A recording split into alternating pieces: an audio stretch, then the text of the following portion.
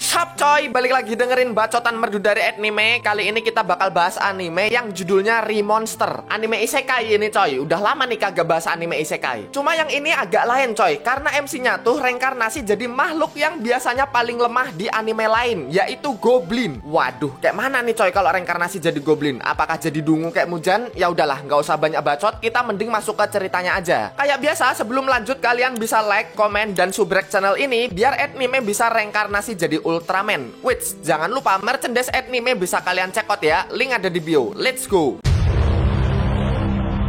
Pertimi-timi kita diliatin nih sama mas-mas namanya Kanata yang lagi dicocol secara brutal sampai mokat sama seseorang. Dan kayak anime isekai pada umumnya, Kanata sekarang reinkarnasi di dunia lain, tapi jadi goblin anjay. Dia dikasih nama Gobro, dan si goblin keriput ini namanya Gobji. Ayo makan dulu nak. Hari kedua kita diliatin selain Gobro ternyata banyak bayi goblin yang lahir. Gobro juga baru sadar nih kalau dia sekarang reinkarnasi jadi seonggok goblin. Hahaha, mama aku jadi buto ijo.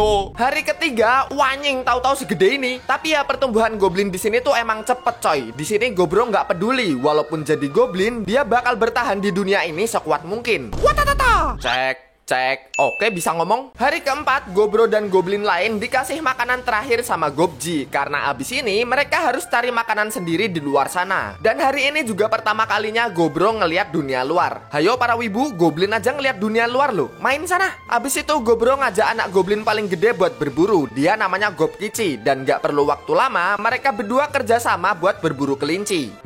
Enak nih. Woi, bagi dua lah becir. Selain bakal dimakan, tanduk kelinci ini juga diambil Gobro buat senjata. Cepetan bang, lapar. Hari kelima, duo kematian ini berburu kelinci lagi buat dimakan. Cuma setelah dimakan, Gobro ini kayak dapat skill gitu coy. Dan ternyata ini tuh salah satu skill Gobro di dunia sebelumnya yang kebawa di dunia ini. Di hari keenam, Gobro disamperin sama goblin cewek namanya Gobmi. Dia terpesona sama Gobro karena baru umur 6 hari dia bisa ngalahin kelinci bertanduk. Kalau gua gimana? B aja. Oke. Hari ketujuh sebenarnya Gobro mau ngajak Gobmi buat berburu, cuma lagi hujan, jadi ya udahlah nggak jadi. Mending bikin senjata dulu. Waktu mau ambil bahan di gudang, Gobro ngeliat ada beberapa manusia betina yang dikurung di sana. Dia juga tahu kalau para wanita ini tuh jadi, ya kalian tahulah jadi apaan. Abis itu Gobro ketemu sama Gobji, seorang tetua di kelompok goblin ini. Coba gini-gini. Nah, akhirnya Gobro tahu kalau dia bisa ngeliat levelnya sendiri. Dan kata Gobji, kalau levelnya udah 100, Gobro itu bisa berevolusi. Gobji juga bilang, katanya sebentar lagi pemuda goblin yang lagi berkelana bakal balik. Dan Gobro bakal ngeliat mereka yang udah berevolusi jadi hobgoblin. Hari ke-8 sekarang Gobro lagi berburu dan ngajak Gobmi buat jadi tukang nembak. Dan kayak biasa, setelah buruannya dimakan, Gobro bisa dapat beberapa skill dari monster ini. Singkat cerita, hari ke-11 mereka nggak sengaja masuk ke sarang monster kelelawar. Cuma bukan jadi masalah buat Gobro. Berkat kerja sama bareng Gobkichi, dia bisa ngeratain semua monster ini. Makan-makan dapat skill mantap. Tapi kok ini pada ngintip ya? Nah, di hari ke-12 nih, anak-anak yang ngintip kemarin tuh ternyata iri sama Gobro. Terus mereka mau nyerang Gobro waktu lagi tidur. Cuma dari monster kemarin Gobro bisa ngerasain hawa bahaya. Bakbuk, modar kalian semua. Gobmi juga tahu nih kalau Gobro abis diserang bocil goblin. Modar sih ya. Woi, jangan dipiting becir. Hari ke-13 kayak biasa Gobro dan kawan-kawan lagi berburu. Tapi kali ini targetnya lumayan gede nih, yaitu orc. Terus abis makan dan dapat skill dari monster ini, Gobro minta ke Gobmi dan Gobkichi buat ngebawa pulang hasil buruan mereka. Ternyata hasil buruan ini tuh dibagi-bagiin ke goblin yang lain. Gobro ngerasa selain fisiknya yang berubah, hatinya di dunia ini juga berubah. Dia kayak punya perasaan buat ngebantu orang yang lemah. Malam harinya waktu mau bobo, Gobro ngeliat ada notif muncul di otaknya. Karena lagi ngantuk ya asal yes aja dah. Nah, di hari ke-14 nih, anjay mulai mengganteng. Ternyata Gobro udah berevolusi coy. Nggak cuma Gobro, Gobkichi juga ngalamin hal yang sama. Gobmi sama Gobji jelas kaget lah. Baru setengah bulan, dua anak ini udah berevolusi jadi hobgoblin. Terus buat ngetes evolusi barunya ini, Gobkichi nantangin Gobro buat Baiwan. Bakbuk, dan Baiwan ini akhirnya dimenangin sama Gobro. Terus abis tarung, Gobro nih ngerasa ada monster berbahaya di deket sini dan nyuruh Gobmi buat nyiapin senjata. Dan bener aja, di deket sini tuh ada sekelompok monster serigala yang lagi berburu. Wah, cocok deh ini buat nguji kekuatan Gobro setelah evolusi. Dan berkat kerjasama yang baik, Gobro dengan mudah ngalahin ngalahin kawanan serigala ini. Setelah pemimpin serigala ini dimakan, Gobro dapat skill perintah dan mimpin kelompok. Abis itu monster serigala ini dibawa pulang sama Gobro dan kawan-kawan. Nah dari sini para goblin tuh jadi respect sama Gobro, terus minta diajarin buat ngebunuh dan berburu monster. Ya udah deh, di hari ke-17 mereka semua dilatih. Selain itu Gopmi juga ikutan berevolusi setelah tarung sama serigala kemarin. Tapi di hari itu juga ada masalah nih, karena manusia betina yang dikurung tuh pada bundir pakai racun. Mungkin karena putus asa kali ya, terus mereka dikremasi sama Gobro. Singkat cerita, ke hari 26 Gobro lagi ngelatih para goblin. Di sini ada satu goblin cewek namanya Gobe. Sambil ngelatih, Gobro juga nyempetin berburu dan dapat banyak skill lainnya. Nggak lama kemudian, para pemuda goblin yang waktu itu diceritain sama Gobji balik ke desa ini. Mereka pada bawa barang jarahan coy, termasuk para manusia betina ini. Kebetulan banget nih, manusia betina mereka kemarin kan pada bundir tuh. Cuma Gobro nggak tega, terus dia ngedatengin Hobuken, pemimpin dari pemuda goblin. Dia bilang, mending gua yang ngurus manusia ini deh. Cuma ya jadi kisruh dong, berani-beraninya bocah baru kayak Gobro mau ngambil manusia yang udah mereka culik. Tapi keributan ini dihentiin sama pemuda goblin cewek yang lain, namanya Hope Sato dan Hope Se. Udah Baywan bae Baywan, dia adu domba bejir. Cuma ya mau gimana, sekalian deh ini jadi penentuan biar tahu siapa yang bakal jadi pemimpin goblin yang baru. Oke, biar gua kasih pelajaran nih anak.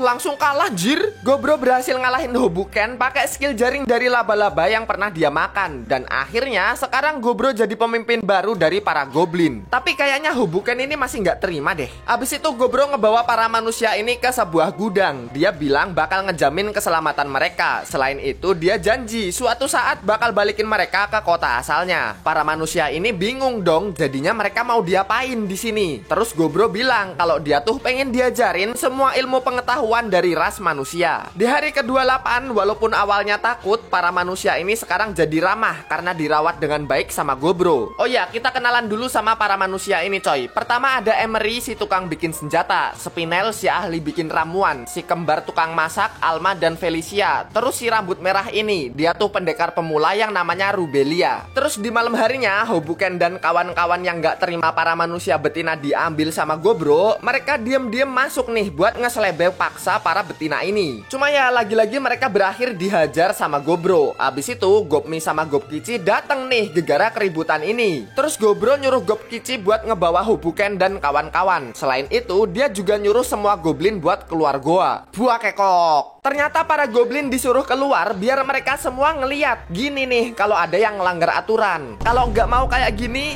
nurut ya dek. Siap bang, siap bang, siap bang. Hari ke-32 Gobro dan kawan-kawan sekarang ngelawan kuda bertanduk. Kayak biasa tinggal selepet, makan, dapat skill, tes damage, mantap. Malam harinya Gobro tiba-tiba didatengin nih sama Rubelia. Katanya sih pengen bobok sama Gobro biar nggak takut. Tapi paginya waktu bangun, nying, kenapa ada dua tangan gua mati rasa cok. Abis itu Gobro dan kawan-kawan kaget nih karena Gobe, salah satu goblin cewek di sini juga ikutan dapat evolusi. Ya udah deh, karena generasi Gobro udah banyak yang evolusi, sementara dia nyerahin pelatihan para goblin ke temen-temennya. Soalnya Gobro ini mau berpetualang dulu ke hutan utara. Setelah masuk ke hutan, Gobro nemuin bercak darah dan dia keinget sama omongan Gobji kalau hutan utara itu sangat berbahaya. Soalnya di sana ada monster beruang merah dan gak lama kemudian ketemu deh Gobro sama monster yang kita omongin barusan. Monster beruang ini juga kayaknya gak main-main deh. Walaupun sempat buntung kena sihirnya Gobro, si beruang ini malah kelihatan makin mengganas. Palanya dikapak kagak nembus, dijaring kagak mempan. Malah Gobro sendiri yang jadi ketar-ketir karena monster beruang ini ternyata bisa nyemburin api. Tapi Gobro nggak nyerah coy, dia ngeluarin sihir counternya nih, yaitu air, biar bisa mendekat dan nyodok cocotnya si beruang biar nggak bisa nyemburin api lagi. Gubrak, tangan buntung sebelah, mulut kesodok pedang, beruang ini masih bisa ngamuk coy. Dan hal ini bikin Gobro makin semangat karena kalau beruang ini bisa dikalahin, pasti skill yang dia dapat nanti juga nggak main-main. Dan akhirnya mereka tarung sampai hari ke-34. Waduh, kok copot? Alah, kecocol pula. Gimana ini, Cok? Baru mulai masa mati lagi? Dengan kesadaran yang kesisa, Gobro makan daging beruang yang sempat nancep di tubuhnya. Dan hokinya lagi gede nih. Dia langsung naik level dan dapat notif buat evolusi. Ya sajalah udah. Bangun-bangun, Gobro ngerasa pedang apa otak muja nih, kecil amat. Dan ternyata Gobro sekarang berevolusi jadi ogre coy. Anjay, jadi keren bejir.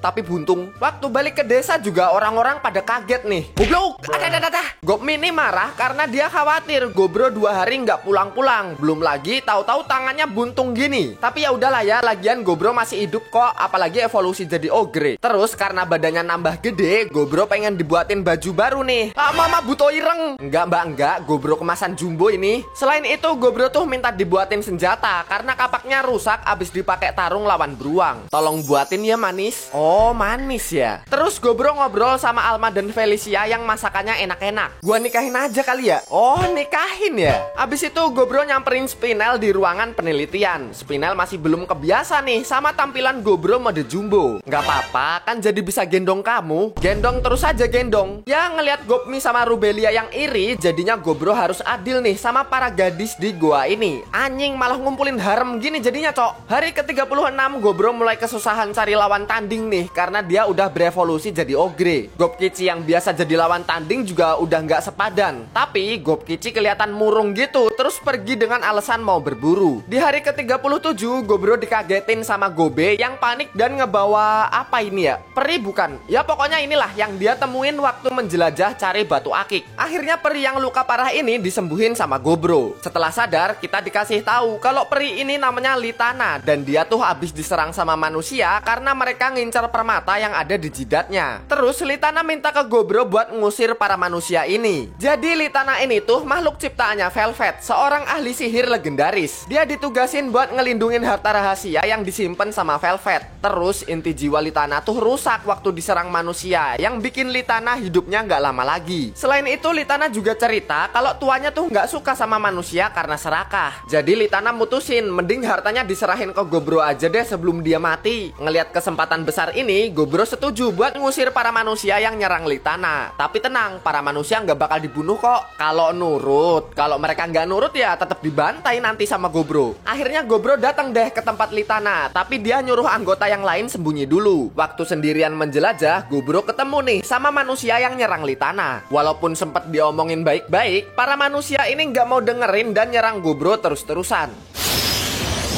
Emang minta dikuliti lu pada ya. Kalau nggak bisa diomongin baik-baik ya udah deh. Gobro nyuruh anggotanya buat nyerang petualang ini terus dimakan rame-rame. Selain dapat skill, Gobro juga dapat item-item berguna nih, termasuk kotak ini yang bisa nyimpen ribuan benda. Setelah para petualang dihabisi, Gobro diantar buat ketemu tuanya Litana yaitu Velvet yang udah jadi mumi. Litana bilang makasih karena tuanya pasti seneng hartanya nggak jatuh di tangan orang yang salah. Dan gak lama setelah itu, karena umur Litana nggak lama lagi, dia akhirnya ninggalin permata di jidatnya yang langsung dimakan sama Gobro. Terus Gobro nyuruh temennya yang lain buat nyebar dan ngumpulin harta di tempat ini. Setelah semua harta berhasil dikumpulin, Gobro ngebakar mayatnya Velvet daripada nanti mayat nih orang dijadiin yang aneh-aneh sama orang jahat. Cuma tiba-tiba mayat Velvet nih ngejatuhin sarung tangan besi coy. Dan setelah dipakai sama Gobro, wanjay nggak jadi buntung men. Dan nggak main-main, tangan barunya Gobro ini kelasnya legendary coy. Terus bisa jadi kipas, senjata legend itu woi. Abis itu beberapa senjata dibagiin ke para hobgoblin yang lain dan Gobro ngambil tombak merah legendary. Hari-hari berikutnya lanjut ke rutinitas lain Gobro kayak ngelatih para goblin, berpetualang, berburu monster, anjay Spiderman emas. Sampai akhirnya waktu Gobro menjelajah, dia nemuin beringin ajaib. Kata tetua goblin, penunggu beringin ini tuh para dryad dan mereka sering ngegodain para pejantan terus dijadiin sumber nutrisi. Andai kakek bisa menyelebeu para dryad, cabul buat anjrit. Dan bener aja Gobro tiba-tiba didatengin sama penunggu beringin ini. Sesuai gosip di luar sana, nggak ada yang bisa nahan godaan para dryad, termasuk Gobro yang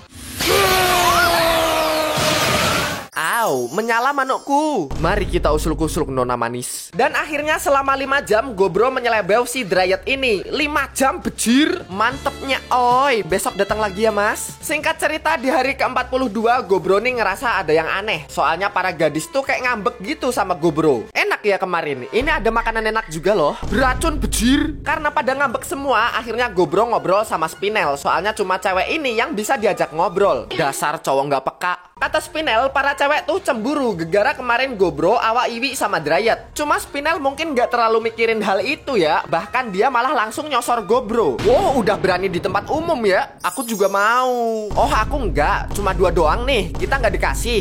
Kalau aku sih nggak maksa ya. Dan ya nggak usah ditayangin lah ya adegan selanjutnya. Udah bang, nggak usah nguping. Hari ke-44 pagi-pagi Gobro bisa ngerasain ada ras lain yang mendekat ke desanya. Terus Gobro sama Gob Kici nyamperin keluar nih. Dan ternyata mereka kedatangan sama beberapa pasukan elit dari elf. Intinya para elf ini minta bantuan karena mereka diserang sama manusia. Cuma cara mintanya nggak sopan banget karena elf ini ngerasa ras mereka tuh lebih tinggi dari para goblin. Najis. Gobro jelas nolak permintaan mereka.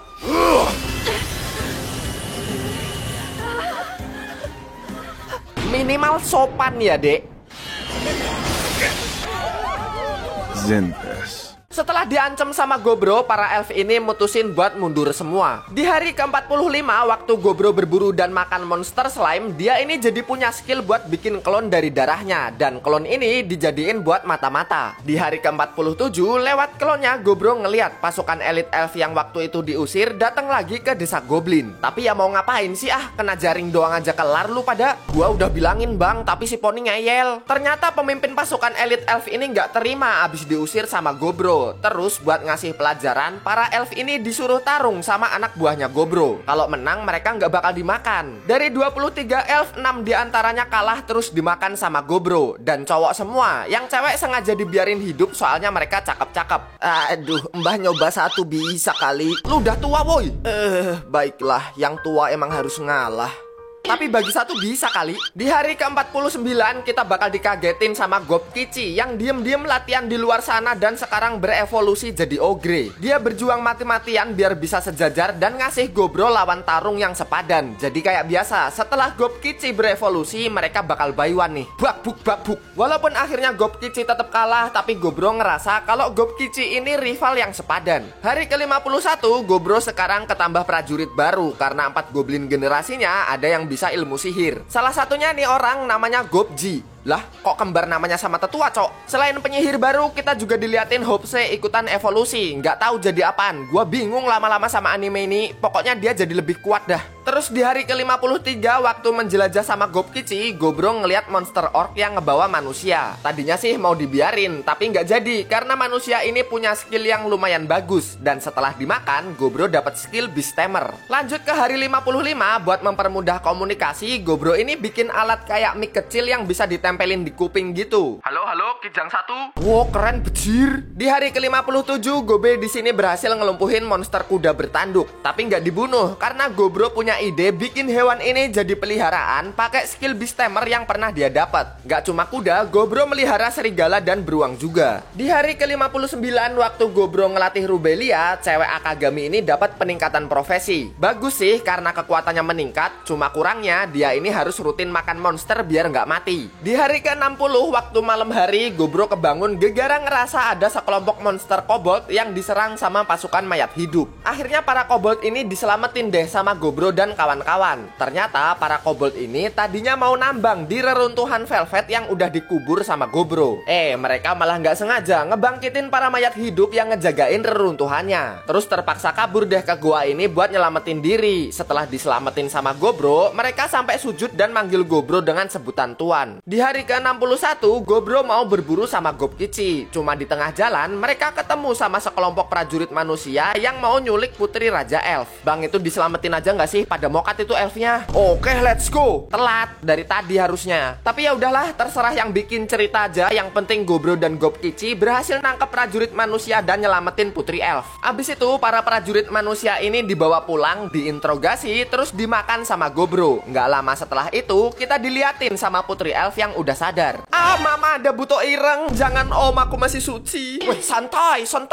Setelah dijelasin situasinya, putri elf ini nggak takut lagi sama Gobro dan besok bakal bakal diantar pulang. BTW putri elf ini namanya Philo. Yang ini cakep nih. Celup dikit cak kali. Oke lah, skip aja, mending ke besok harinya waktu Gobro dan Gobkici nganter Philo pulang. Setelah sampai, karena Gobro ini kelihatan asing, mereka ditodong panah sama para elf. Cuma pasukan elf ini ditahan sama Philo. Akhirnya mereka ketemu deh sama Raja Elf. Cuma kan nggak gratis kali anaknya udah diselamatin. Si Raja juga paham, terus ngasih Gobro hadiah panah legendari suku elf. Tapi sebenarnya Gobro tuh ngetes doang, Raja Elf ini beneran ngehargai nyawa anaknya apa enggak. Dan setelah dikasih harta legend barusan, Gobro paham kalau Raja Elf ini bener-bener bijaksana. Akhirnya dia ngajak Raja Elf buat ngejalin kerjasama dengan tukeran informasi. Karena Gobro kan sempet nginterogasi pasukan manusia tuh. Abis tuker informasi, si Raja sempet tanya ke Gobro, dia tahu nggak tentang pasukan elit elfnya yang hilang. Aslinya ya tahu lah, cuma di depan Raja Elf masa mau jujur sih kalau mereka ada yang dibantai dan dikurung. Terus sebelum pulang, Gobro dikasih ramuan rahasia dan juga embir spesial buatan dari desa elf ini. Singkat cerita, di hari ke-64 waktu bangun tidur, Gobro terkejoet karena Gobmi akhirnya berevolusi jadi Maksudnya berevolusi jadi ahli sihir es dan punya mata pesona yang bisa ngadu domba musuh. Jadi Gobmi ini harus pakai kacamata biar mata pesonanya nggak friendly fire. Nggak cuma Gobmi, Gobe juga berevolusi jadi wanita berotot. Iya. Selain itu, Hopsato juga nggak mau kalah. Dia evolusi jadi Blood Lord yang punya kekuatan manipulasi darah. Nah, karena elf mau perang sama manusia, pasti Gobro bakal dimintain bantuan nih sebagai aliansinya. Jadi Gobro harus nyiapin strategi, mulai dari ngelatih pasukan dan juga tawanan, sampai ngumpulin monster buat dijadiin pasukan. Singkat cerita, di hari ke-67, Gobkici ini kayak mode ngalem gitu coy, dan ngajak Gobro ngobrol berdua. Ternyata Gobkici curhat kalau dia tuh sebenarnya suka sama Gobe, apalagi setelah cewek ini berevolusi dan makin berotot. Makin meleleh Gobkici. Bang, tolong comblangin gua bang. Akhirnya Gobro bilang, udah malam ini tembak langsung aja, lebih cepat lebih baik bro. Dan langsung digas coy. Di sisi lain Gobe ternyata juga suka sama Gobkici. Jadi ya udah jodoh, mantap. Besoknya Gobro berpetualang sama temen-temennya dan ketemu monster serangga. Dari serangga ini Gobro dapat skill buat ngeluarin kostum perang gitu coy. Tapi waktu kostumnya dilepas, kayak punya anime ya. Ternyata bajunya tuh dijadiin salah satu bahan buat bikin si kostum perang ini. Gak cuma kostum perang, Gobro ini juga punya skill buat terbang kayak tawon coy. Sekarang di hari ke-69, seharian ini lagi hujan coy. Jadi ya udahlah ya, nyantai di goa aja. Mulai dari ngelatih Rubelia, ngunjungin Emery, nikmatin masakan Alma dan Felicia, dan main ke ruangan Spinel yang lagi bereksperimen. Celup-celup yuk mas. Nggak ajak-ajak ya. Ya oke lah, nggak usah ditayangin adegan selanjutnya. Mending lanjut ke hari berikutnya, di mana Gobro didatengin sama utusan Raja Elf. Mereka ngasih info kalau para manusia udah mulai nyerang hutan Kudel. Kayaknya ini wilayah para elf. Terus Raja Elf minta bantuan buat ngusir pasukan manusia ini. Gobro mah setuju aja, lagian imbalannya juga gede. Cuma Gobro ngasih syarat buat ngebiarin Gobro dan pasukannya nyerang secara brutal. Selain itu, biar nggak bolak-balik, Gobro ngasih alat ke Raja buat komunikasi. Abis itu Gobro ngumpulin semua pasukannya. Di sini para pasukan yang Gobro pimpin dinamain pasukan solid. Enggak sih, biar gampang lah ya, gua namain kayak subbreaker anime aja. Akhirnya di hari ke-71, Gobro dan para pasukan solid berangkat buat nyerang manusia di hutan Kudel. Setelah sampai di markas musuh, ternyata tempat ini tuh dikasih sihir penghalang. Dan katanya cuma bisa dihancurin sama orang yang kekuatannya lebih besar dari pemilik sihir penghalang ini. Tapi buat Gobro ini mah sepele brother. Sekali tembak penghalang ini langsung remuk coy. Terus disusul Gobe yang bikin tembok penghalang, dilanjut Gobmi dan Hopse yang nyembur musuh pakai sihirnya. Tapi setelah serangan membabi buta ini, ada beberapa kesatria yang masih bisa bertahan. Walaupun Gobro ngeluarin pasukan mayat hidup, tapi para kesatria ini perlawanannya oke juga. Ya tapi tetap kagak bisa nyentuh Gobro juga sih. Cuma Gobro tertarik nih sama para kesatria ngelihat semangat juang mereka yang tinggi. Terus pakai alat komunikasinya, Gobro nyuruh pasukan solid buat ngebantai semua manusia kecuali para kesatria ini. Nah, waktu Gobro lagi ngelawan para kesatria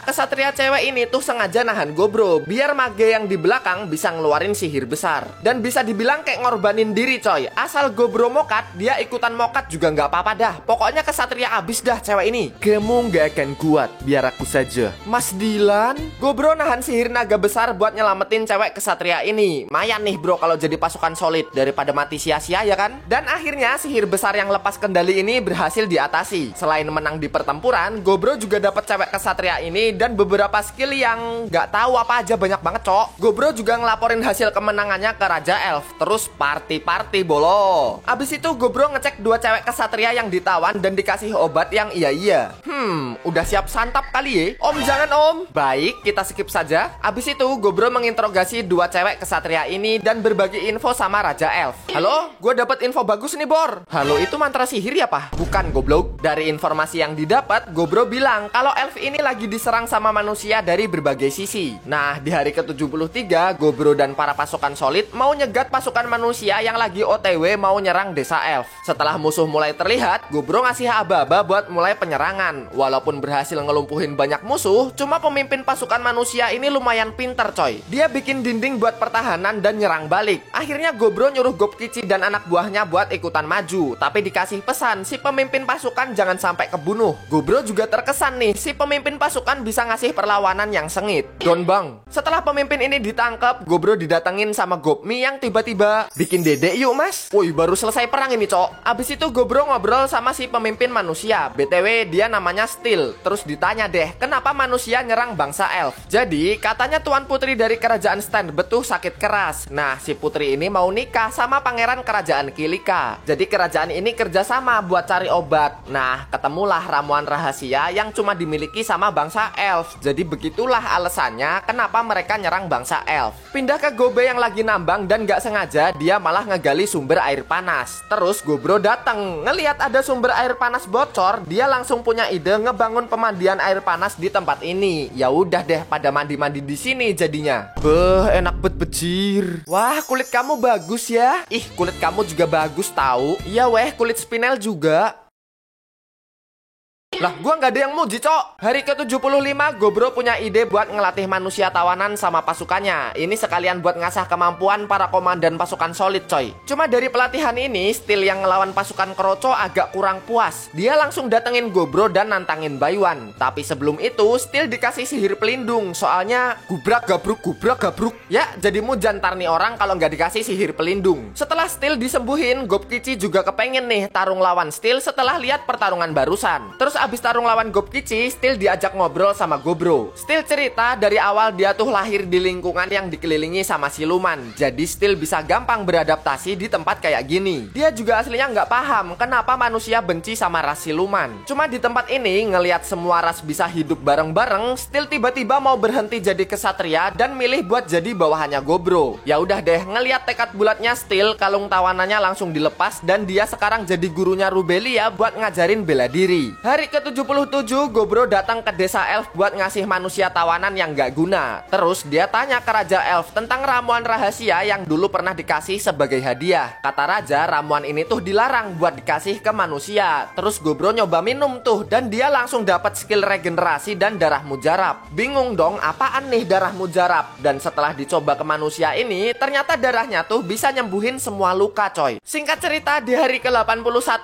Gobro ngelanjutin serangan ke pasukan manusia lain yang mau nyerang desa elf. Dan kayaknya pasukan ini noob semua. Soalnya dalam 20 menit semua pasukan ini bisa diratain. Abis itu Gobro kayak biasa mau laporan ke Raja Elf tentang penyerangan ini dan ngebawa Rubelia sama... Oh iya, kita belum kenalan sama kesatria cewek ini ya. Dia namanya Teres. Gobro sama Raja Elf ngobrolin strategi selanjutnya. Biar nggak memperpanjang pertempuran, Raja Elf mau gabungin kekuatan pasukannya dan pasukan solid buat mukul mundur pasukan manusia. Terus waktu pulang, Teres ini minta sesuatu sama Gobro. Teres emang udah sumpah setia sama Gobro. Cuma dia masih ada kewajiban nih sebagai bangsawan kerajaan. Dia minta ke Gobro, bisa nggak ngasih ramuan rahasianya ke Tuan Putri? Aslinya mah bisa aja. Cuma kalau Gobro ngasih langsung, yang ada bakal muncul masalah lain nih. Jadi Gobro harus mempertimbangkan hal ini dulu. Di hari ke-83, Gobro bareng pasukan elit elf dan pasukan solid bakal ngelakuin penyerangan terakhir. Tapi beberapa hari sebelumnya, dari klon Teres dan Steel, Gobro dapat info kalau di markas yang dia serang itu bakal dibantu sama Rugald Orden. Ini tuh kelompok tarung terkuat yang punya berkah dewa. Mereka juga dikenal sebagai Jawara. Makanya Gobro milih serangan waktu fajar sebelum si Jawara datang ke tempat ini. Serangan dimulai dengan para mayat hidup punya Gobro. Walaupun matahari bakal terbit, tapi nggak jadi masalah kalau mayat hidup ini dilapisi darahnya Gobro biar kebal sama matahari. Mujan! Nih, nggak usah capek-capek cari bunga lu anjing. Cuma peperangan ini nggak berlangsung lancar karena salah satu Jawara yang kita omongin tadi ternyata udah OTW gue ke markas ini. Dia juga ngeliat Gobro yang lagi ngebantai para pasukan manusia tuh. Bang, bayuan bentar yuk. Kenalin, jawara satu ini namanya Filippo. Kekuatannya berkaitan sama serangga. Walaupun kelakuannya kayak bocil, cuma aura kekuatannya ini nggak main-main. Dia punya apa ya ini? Kayak ulet gitulah yang bisa bikin mayat hidup terus berubah jadi pasukan serangga. Tapi kayaknya kalau pasukan gini doang mah sepele lah ya buat Gobro. Ngelihat pasukan serangganya dibantai sama Gobro, Filippo manggil peliharaan gemasnya nih, yaitu kelabang jumbo. Iya, gemes kok ini sampai bisa nyundul dan nyocol Gobro. Akhirnya Gobro mokat tuh kena racun dari kelabang ini yang bisa ngancurin organ dalam.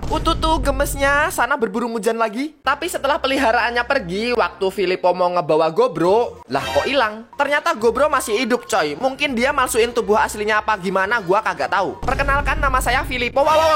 Lagian lagi tarung tiba-tiba kenalan bejir. Ngelihat musuhnya nggak lemah kayak Mujan, Filippo akhirnya ngeluarin kekuatan tambahan dan berubah jadi walang. Tapi bodo amat, mau jadi walang kayak ubur-ubur kayak tetap disikat sama Gobro. Dia juga ngeluarin skill barunya biar bisa sama-sama terbang kayak musuhnya. Sekarang gantian Filippo yang ke pojok dan mau kabur. Tiba-tiba anak ini keluar dari cangkang dan kabur. Langsung dikejar sama Gobro dong. Tapi dia dihalangin sama cangkang serangga yang masih bisa gerak dan Filippo berhasil kabur ke dalam hutan. Setelah didatengin Gopmi yang khawatir sama keadaan Gobro, kita bakal diliatin sama klonnya Gobro yang diem-diem nyusup ke tempat Pangeran Kilika, terus ngasih ramuan rahasia dan nyuruh semua pasukan buat mundur. Lagian pangeran udah dapet ramuannya kan, jadi mereka nggak perlu bertempur lagi. Aslinya ini juga strategi Gobro biar nggak banyak korban berjatuhan. Setelah pertempuran selesai, Gobro segera nyembuhin pasukan yang terluka dan ngambil beberapa tawanan. Nah, dari pertempuran kemarin ada beberapa goblin yang berevolusi. Salah satunya Hopfu, cewek goblin yang suka makan bangke dan otaknya agak apa ya bilangnya, aneh lah pokoknya. Selain itu, Gobji juga berevolusi karena terus-terusan nyembuhin pasukan waktu tempur kemarin. Gobji jadi keren, apalagi kalau nikah sama Gobkichi. Jadi gimana ya? Kan apa gua bilang? Aneh kan? Abis itu ada Hopmi juga yang berevolusi, tapi agak ngeri gua ngelihatnya, cok. Ya pokoknya Hopmi ini punya skill yang hebat buat cari informasi. Terus para Hobgoblin sekarang banyak yang berevolusi jadi ogre kayak Gobro. Para kobold juga nggak mau kalah. Pemimpin mereka berevolusi jadi nying kayak manusia hybrid gini, cok. Terus Gobro mau ngelepas tawanan dari perang kemarin, coy. Tapi kalau mereka nggak punya tujuan, mereka bisa jadi anggota sementara di desa ini. Cuma ada beberapa tawanan yang nggak tahu diri. Intinya mereka mau numpang di desa ini tapi nggak mau diatur sama Gobro. Mereka nganggep kalau goblin tuh kelasnya lebih rendah dari mereka. Mana bos lu, hah? Biar gua ngapa bang?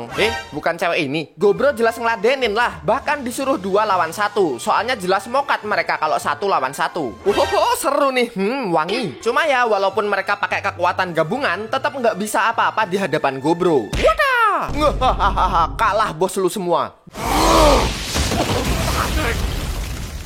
Boleh lu monyet. Terus tawanan yang nantang sisa 1 lagi nih. Cuma hilang kemana ya nih orang? Hai nona manis, daripada kamu sama ogre ireng itu, minta dibonyokin lu emang ya? Mas sudah mas. Abis itu para tawanan yang gak ngelawan dibebasin secara damai sama Gobro. Tapi dia tahu-tahu didatengin sama tawanan yang tadi godain Gopmi. Mas Gobro, tinjumu tadi sangat minta dibonyokin lu emang ya? Ya udahlah, sekarang para tawanan yang jadi anggota sementara ini dilatih sama Gobkichi. Terus Gobro ngenalin para dwarf buat ngebantu Emery bikin senjata. Tapi sama palu aja gedean palunya bang. Hari ke-87 setelah dikasih hadiah palu sakti sama dwarf, Gobro mutusin buat jalan-jalan. Terus dia ketemu lagi sama Dryad yang, Mas Gobro, udah lama nih adek nggak usluk-usluk. Oke, skip aja bro. Terus waktu Gobro pulang, cupang dari mana tuh? Berani jajan di luar ya? Malam ini gantian kita. Alah, sama aja ini anjing. Lanjut ke besok harinya aja, Gobro ngajak orang di desa ini buat bertani setelah dikasih bibit sama Dryad dari hasil usul-usul kemarin. Selain itu, anggota sementara di desa ini beberapa ada yang pulang. Terus pasukan manusia yang ditawan juga dibalikin. Tapi mereka dicuci otak sama Gopmi dulu biar sekalian jadi mata-mata di kerajaan. Terus Gobro juga dapat info kalau pasukan manusia udah mundur dari wilayah elf. Karena aliansi goblin dan elf berhasil ngusir pasukan manusia, Raja Elf ngajak Gobro dan pasukannya buat pesta nih. Raja Elf juga cerita kalau dia tuh punya adik tapi dia minggat karena pengen lihat dunia luar. Nah, dia tuh berusaha biar desa ini tetap aman sampai adiknya pulang nanti. Hari berikutnya berikutnya, Gobro bereksperimen nyambungin tulang-tulang dari mayat hidup, terus dilapisin darahnya dan jadi kereta kelabang. Gobro tuh bikin kendaraan ini karena mau nganter para haremnya balik ke kota manusia. Di hari ke-94, Gobro mau ngadain ekspedisi. Pasukannya dibagi jadi 4 dan mencar ke tempat yang beda-beda. Tujuan mereka tuh buat ngumpulin informasi dan naikin level. Di hari ke-95,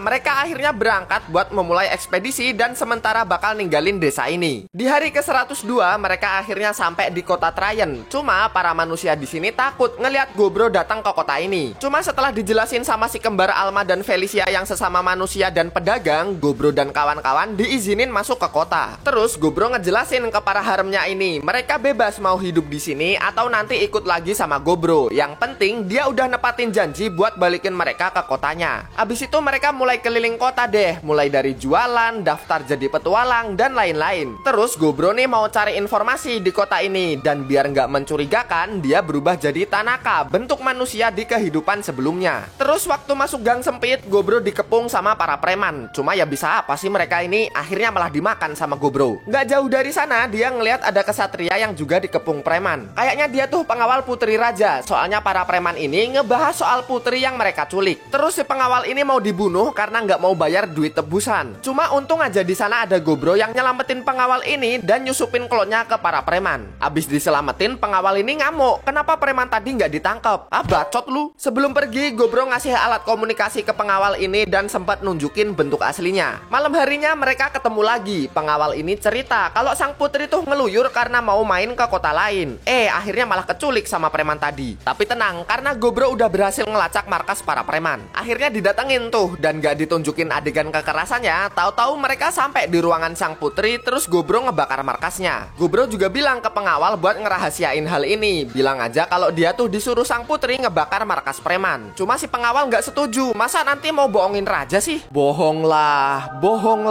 Oke sip, kerja bagus. Besoknya Gobro mau ngelanjutin ekspedisi. Terus dia tanya ke para haremnya, mau tinggal di sini apa ikut sama Gobro nih? Udah ketebak kalau ini mah mereka bakal tetap ikut sama Gobro. Terus di luar penginapan, Gobro didatengin sama sang putri. Dia namanya Rubilia, putri dari ratu pertama di kerajaan Stenberg. Dia tahu kalau Gobro ini orang yang nyelamatin waktu diculik preman. Selain bilang makasih, Rubilia ini ngasih misi ke Gobro buat nganter dia ke ibu kota di kerajaan Oswell. Terus Gobro nih ngerasa kalau Rubilia tuh punya aura yang luar biasa. Tapi lu kan punya pengawal sendiri, bejir. Nggak mau, badannya besi semua. Abis itu mereka ngobrol di penginapan. Gobro juga dikasih tahu kalau imbalan dari misi ini tuh gede banget. Terima aja mas, duitnya bisa beli pulau itu.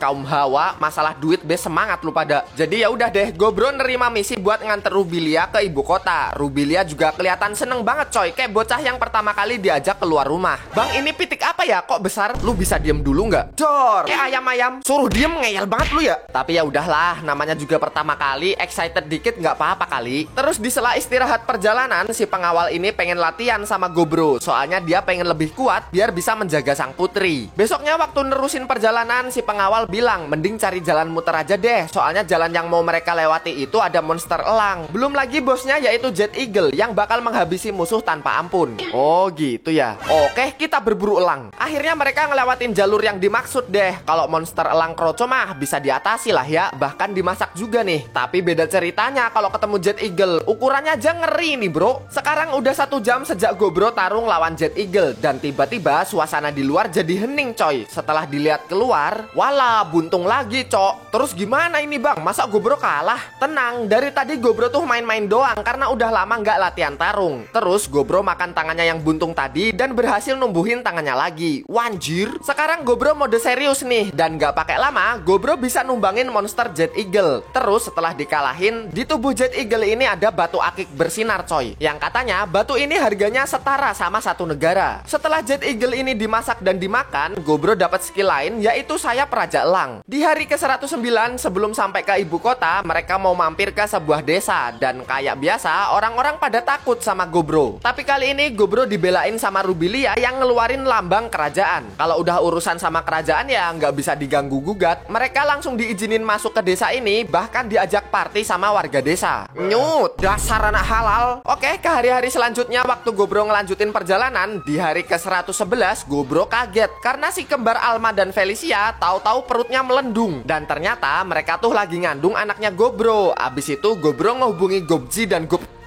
kenapa nama kalian kembar sih? Gobro dijelasin kalau perkembangan bayi goblin tuh cepet banget. Si ibu harus dapat nutrisi besar. Kalau enggak, nanti perut ibunya yang dimakan sama si bayi goblin. Bahkan Alma sama Felicia langsung kelihatan kurus gegara nutrisinya diserap sama bayi goblin. Gobro jelas nggak bisa ngebiarin hal ini dong. Bisa-bisa mati mereka berdua. Terus Gobro motong daging di tangannya karena daging Gobro ini jelas nutrisinya tinggi banget. Tapi si kembar ini nggak tega mau makannya. Akhirnya Gobro maksa ngasih makanan ke si kembar ini dengan cara harus gitu banget. Disuapin kan bisa bang. Tapi ya udahlah terserah. Abis itu mereka ngungsi dulu ke sebuah goa buat persalinan. Alma dan Felicia nahan sakit sambil dikasih healing-healing sama Gobro. Terus karena tubuh manusia ini terlalu kecil, proses ngelahirin bayi goblinnya harus dilakuin dengan cara sesar. Enggak, bukan sesar yang ini. Akhirnya lahir deh dua bayi goblin gemoy. Kayak monyet ya. Terus dikasih nama deh dua bayi ini. Yang cewek namanya Auro, yang cowok namanya Argento. BTW dua bayi ini katanya darah campuran coy. Jadi nggak kayak bapaknya yang dulu bener-bener kelihatan kayak goblin. Di hari ke-112 sambil nunggu Alma dan Felicia pulih, Gobro keluar buat berburu monster. Dan dia ketemu sama rusa salju yang kelihatannya cakep banget. Cuma Gobro tahu kalau rusa ini bener-bener kuat. Dia bilang kesempatan menangnya cuma 30% doang. Nggak mau aku capek. Tiba-tiba rusa ini ngejatuhin tanduknya, terus loncat dan pergi dari sana. Jadi ya udah deh, akhirnya Gobro ngebawa tanduk rusa ini biar dimakan sama anak-anaknya. Waktu mau balik, Gobro ngeliat ada sekelompok kesatria yang lagi tarung sama monster wedus. Kalau dilihat-lihat sih, kelompok ini yang paling kuat dari semua kelompok kesatria yang pernah dia temuin. Walaupun mereka berhasil ngalahin monster wedus, cuma bos monster ini tuh belum ngeluarin kekuatan penuhnya. Dan waktu bos wedus ini mulai serius, para kesatria langsung keteteran coy. Apalagi kalau kekuatan penuhnya dikeluarin, para kesatria ini pasti bakal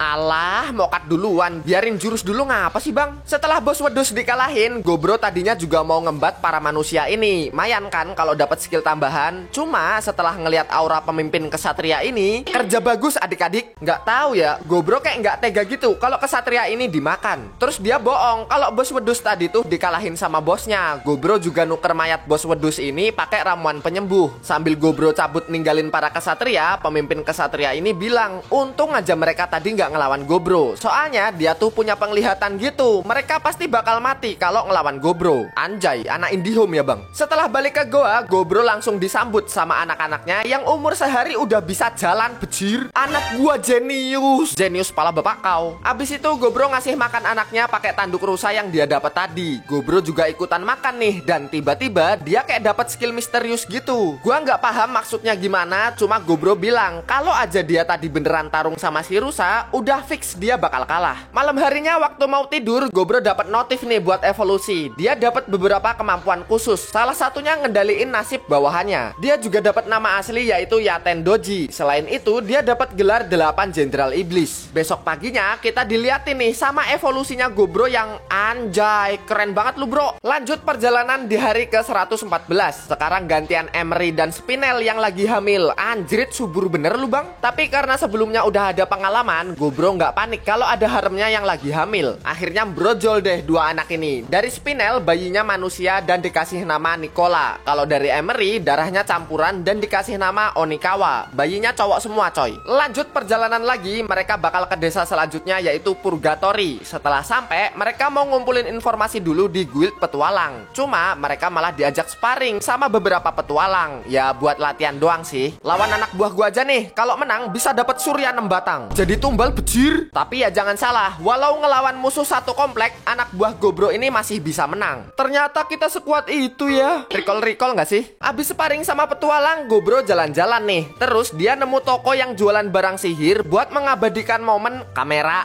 Susah bener. Ayo foto dulu my baby bala-bala. Besoknya Gobro nih nanyain kemajuan kelompok yang lain. Hope 1 sama Hope C aman, Hope Me juga aman, Hope Brin juga Kok baru lihat karakter ini gua, Cok? Apa tadi udah ya? Ambulah, karakternya susah diinget asu. Terus waktu Gobro mau lihat kelompok Gobkichi, dia malah ngelihat dirinya sendiri dibunuh, coy. Waduh, ada apa ini? Besoknya karena penasaran sama penglihatannya tadi malam, Gobro izin ke Rubilia buat muter dulu ke kota Grifos, tempat Gobkichi dan Gobe berada. Terus di hari ke-117 mereka berangkat. Perjalanannya lancar sih. Gobro juga sambil main bareng sama anak-anaknya yang gemas. Cuma di sisi lain, Gobmi nih galau. Padahal Goblin generasinya udah pada evolusi dan makin kuat, sedangkan dia masih belum evolusi lagi. Ditambah dia juga minder belum punya anak dari Gobro. Tapi Gobro jelas ngasih semangat dong. Mau gimana pun kondisinya, perasaan dia ke Gobmi itu nggak bakal berubah. Sekarang hari ke-118 mereka akhirnya nyampe di kota Grifos dan disambut sama orang-orang yang panik karena katanya ada dungeon yang dihuni Minotaur. Setelah didatengin, bener aja Gobro ketemu sama monster Minotaur yang wanjrit jadi segede ini mereka, Cok. Ternyata Minotaur yang dimaksud itu Gobkichi dan Gobe yang udah berevolusi, coy. Terus Gobro minta dijelasin nih tentang penglihatan Gobro yang dibunuh. Jadi waktu itu Gobkichi masuk ke sebuah dungeon terus ketemu monster yang bisa berubah jadi musuh terkuat yang pernah ditemuin. Otomatis nih monster berubah jadi Gobro dong. Waktu ngelawan monster ini Gobkichi kewalahan, tapi untungnya waktu itu dia dapat evolusi dan berubah jadi Minotaur. Karena jadi lebih kuat, Gobkichi bisa nebas monster ini dan kebetulan Gobro lagi mau komunikasi waktu itu. Jadi begitu ceritanya. Karena udah berevolusi, ya kebiasaan Gobkichi masih belum hilang, dia nantang Gobro buat tes damage. Akhirnya sampai deh di tempat Baiwan dan ditonton orang-orang. Karena mereka berdua sekarang kuat banget, jadi serba salah nih. Nahan kekuatan gak menang-menang. Kalau full power, ntar orang yang nonton bisa bahaya. Tapi Gobkichi ini kayak kebawa suasana gitu di pertarungan ini. Dia ngeluarin semua kekuatannya dan hampir bikin orang-orang gosong kena apinya. Cuma untung aja apinya nih disedot sama Gobro biar nggak keluar arena. Woi, untung gue bukan Mujan. Ngotak dikit lah goblok. Berkat tonjokan maut ini, Gobkichi sadar buat nahan kekuatan. Terus mereka tarung sampai pagi. Abis itu mereka pisah lagi karena Gobro harus nganter sang putri. Singkat cerita, mereka akhirnya sampai di ibu kota Oswell. Karena udah diantar dengan selamat, Rubilia nawarin buat nginep dulu di istana ini. Mulai dikasih makanan enak sampai tidur di kamar mewah. Susah tidur, biasanya tidur di tanah. Besoknya Gobro dikasih kartu emas gitu sama Rubilia. Katanya dengan kartu ini Gobro bisa bebas keluar masuk ke ibu kota. Cuma Gobro heran, kok bisa Rubilia seenaknya ngasih hal kayak gini ke ogre yang baru dia kenal. Cuma aslinya Rubilia ini udah menilai Gobro kok selama perjalanan dan mastiin kalau Gobro ini bisa dipercaya. Lagian dia ngasih kartu ini juga biar Gobro bisa gampang masuk ibu kota kalau suatu saat Rubilia minta tolong lagi. Lah ada maunya bejir. Abis itu Gobro bakal cabut nih buat balik ke desa Goblin. Tapi dia juga diem-diem naruh klonya di ibu kota ini buat jadi mata-mata. Tapi di perjalanan pulang, Gobmi ini masih galau kayak hari-hari kemarin. Masalahnya juga masih sama. Dia pengen jadi lebih kuat dan pengen punya dedek bayi dari Gobro. Jadi biar salah satu masalahnya selesai, Gobro nih nawarin buat ngelatih Gobmi biar jadi lebih kuat. Nggak main-main, Gobmi langsung disuruh ngelawan monster ogre punya Gobro. Ya walaupun masih di buff Gobro juga sih, tapi mayan lah bisa naikin level. Terus malam harinya berkat latihannya sama Gobro, Gobmi ini akhirnya dapat evolusi. Selain itu, dia dapat gelar permaisuri dan pasangan dari permaisuri ini adalah ya siapa lagi kalau bukan Gobro. Pagi-pagi dia kaget ngelihat Gobmi yang makin aduhai setelah evolusi. Nama aslinya sekarang jadi Hekaterina dan secara resmi Gobmi jadi istrinya Gobro. Gobro juga ikutan seneng. Selain Gobmi berevolusi, istrinya sekarang udah bisa gembira loka. Salah. Maksudnya bisa gembira lagi. Di hari ke-126 akhirnya mereka mau sampai di kampung halaman mereka. Ya walaupun cuma goa yang sempit, tapi bagaimanapun ini tuh tempat asal kesayangan mereka. Duar, sempit dari mananya? Mereka langsung kaget dong ngelihat goa yang dulu kumuh dan lembab tiba-tiba berubah jadi istana gini. Gua rombak dikit ya bang, dikit ndasmu. Ternyata para goblin tuh bekerja sama ngebangun desa ini jadi lebih megah sebelum kedatangan Gobro dan kawan-kawan. Nggak cuma itu, mereka sekarang juga punya peternakan coy. Lahan pertanian juga lebih luas nih, belum lagi dibantu sama Dryad langganannya Gobro. Dia juga ikutan tinggal di sini dan namanya jadi Doriane. Itu laki gua woi. Di istana ini sekarang juga ada kucing-kucing buat ngebantu pekerjaan. Gemesnya oi. Tapi nggak lama setelah itu mereka didatengin sama Gobji yang rada panik. Ternyata Gobji tuh lagi dirawat gara-gara umurnya udah nggak lama lagi.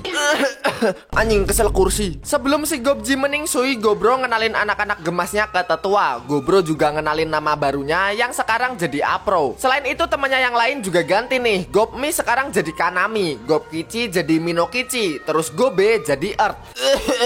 Bagusan nama yang gua kasih.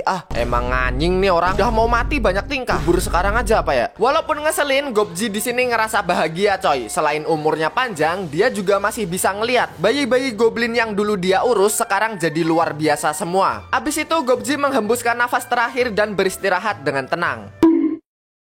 Udah mokat masih mesom anjay. Dari sini kita tahu umur Gobji itu sekitar 20 tahunan. Walaupun belum tahu umurnya panjang apa enggak, Apro bakal berusaha sebaik mungkin hidup di dunia barunya ini. Di hari ke-127 tiba-tiba Apro ditelepon sama Rubilia. Katanya dia mau ngasih misi lagi ke Apro dan imbalannya juga besar coy. Selain itu Rubilia juga pengen keberadaan Apro dan yang lain dikenal sama semua orang. Besoknya Apro bareng sama pasukan solid bakal berangkat buat ngelakuin misi. Tapi dia belum sadar kalau misi ini tuh awal dari insiden besar yang akan datang. Buah kekok, gimana coy cerita hari ini? Lumayan seru ya. Sekilas sih mirip kayak Rimuru Tempest, cuma versi nggak jelas. Banyak cerita nggak penting yang masuk di anime ini. Terus pengenalan karakternya juga bingungin. Tiap evolusi namanya ganti cok. Puyeng gegara nama doang nonton anime ini. Cuma ya lumayan lah buat tontonan gabut. Kalau menurut kalian gimana nih? Coba tulis di kolom komentar coy. Jadi segitu dulu ya cerita hari ini. Kita bakal ketemu lagi di video selanjutnya. Tombol lonceng jangan lupa dipencet biar kalian nggak ketinggalan video terbaru dari anime. See you coy, ciao.